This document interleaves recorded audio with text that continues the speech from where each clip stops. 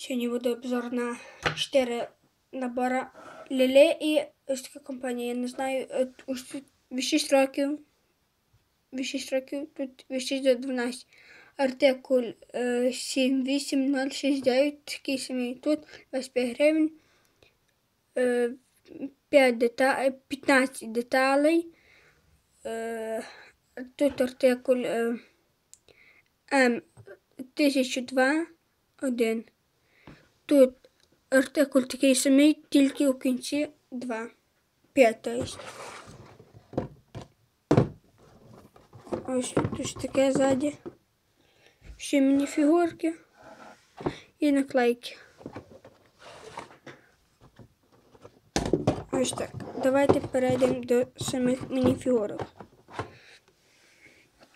Почнемо з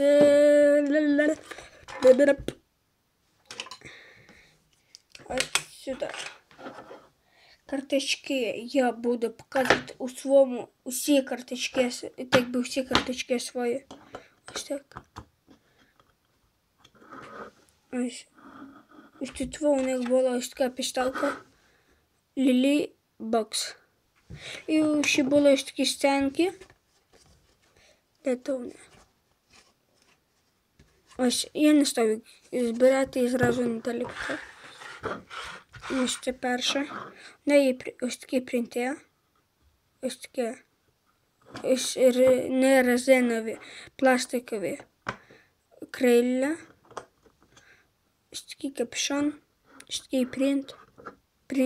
Принту ззаді нема. Ось. Далі курочка. Курочки така сама підставка. На її крилля. Ось. Ось така голова. Ось. І має принтів лише на ногах. Ось так.